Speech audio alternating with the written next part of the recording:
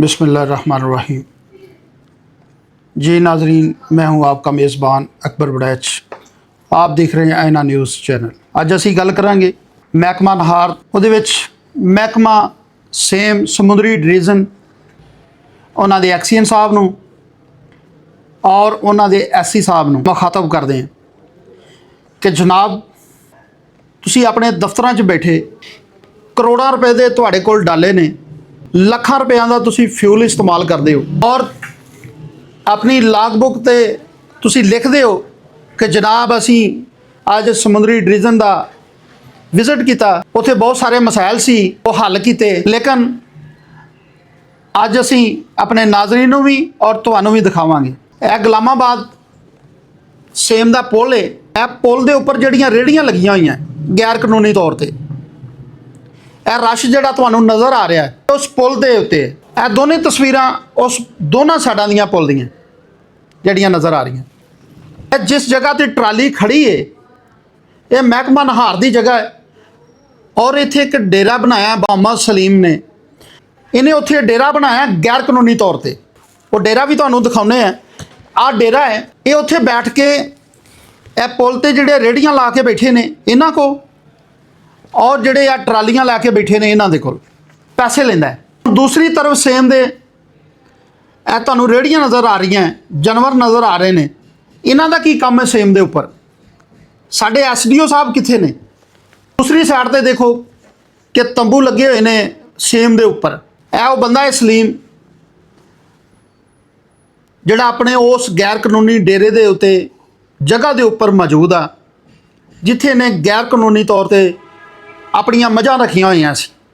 ਇਹ ਜਦੋਂ पुल बनता है सेम के उपर क्रॉसिंग वास्ते, ਇਹਦਾ बकायदा NOC ਲੈਣਾ ਪੈਂਦਾ, इजाजत ਲੈਣੀ ਪੈਂਦੀ महकमे ਦੇ ਕੋਲੋਂ।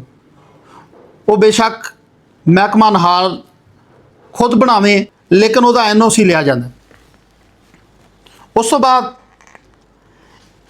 थोड़ा अगे जाके इसे पुल ते गुलामाबाद सेम ते समुद्री डिवीजन ਦੇ ਵਿੱਚ ਇਹ दूसरा पुल है ਜਿਹੜਾ गैर कानूनी तौर पर बनाया गया। इत्थे आके गल खत्म नहीं हुई, अगला पुल आ जाता है। ये बड़ा पुराना पुल बनया है और ये तुहानूं मैं आबादी दिखाना है। वो दुकानां ने फ्रंट तो जिथे आ गैर कानूनी तौर पर दुकानां बणीआं होईआं और ये पैसे कित्थे जांदे ने?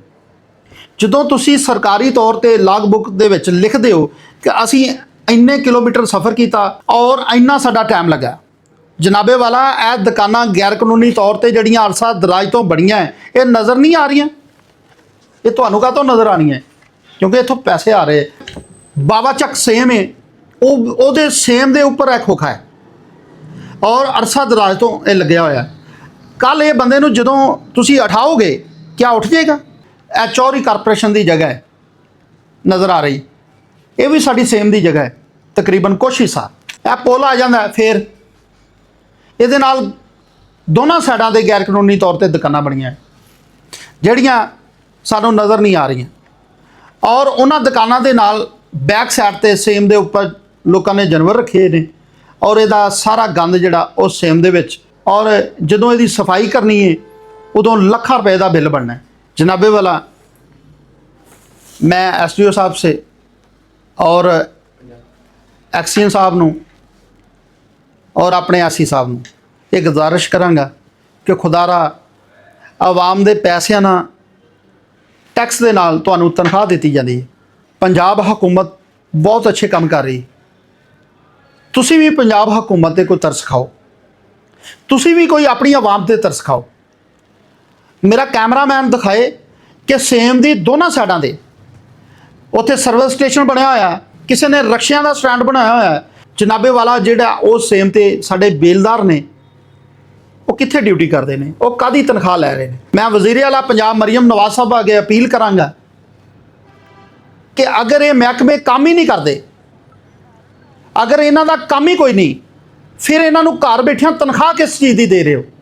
आवाम ते बोझ क्यों डालिया जा रहा है?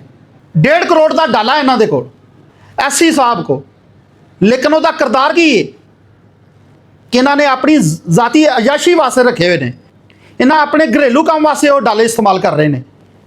लेकिन अगर तुसी सेम ते जाके देखो ਉੱਥੋਂ ਦੀ ਗੁਜ਼ਰਿਆ ਨਹੀਂ ਜਾਏਗਾ। ਇੱਕ ਸਾਈਡ ਤੇ ਗੋਬਰ ਹੈ, ਦੂਸਰੀ ਸਾਈਡ ਤੇ ਕਬਜ਼ਾ ਕੀਤਾ ਹੈ। ਔਰ ਕੱਲ ਜਦੋਂ ਸਾਡੀਆਂ ਟੀਮਾਂ ਜਾਣਗੀਆਂ ਉਸ ਕਬਜ਼ੇ ਨੂੰ ਛਡਾਉਣ ਵਾਸਤੇ, ਉੱਥੇ ਹੰਗਾਮਾ ਹੋਏਗਾ, ਉੱਥੇ ਫਸਾਦ ਹੋਏਗਾ, ਉੱਥੇ ਝਗੜਾ ਹੋਏਗਾ। ਤੇ ਜਨਾਬੇ ਵਾਲਾ, ਜਦੋਂ ਇੱਕ ਬੰਦਾ ਬੈਠਣ ਲੱਗਦਾ ਹੈ, ਜਦੋਂ ਇੱਕ ਬੰਦਾ ਕੋਸ਼ਿਸ਼ ਕਰਦਾ ਕਿ ਮੈਂ ਆਪਣੀ ਸਰਕਾਰ ਦੀ ਜਗ੍ਹਾ ਤੇ ਗੈਰ ਕਾਨੂੰਨੀ ਤੌਰ ਤੇ ਕਬਜ਼ਾ ਕਰਾਂ, ਅਗਰ ਉਹਨੂੰ ਟਾਈਮ ਨਾਲ ਹੀ ਉਠਾਇਆ ਜਾਏ ਤਾਂ ਅਸੀਂ ਇਸ ਨੌਬਤ ਤੋਂ ਬਚ ਸਕਦੇ ਹਾਂ।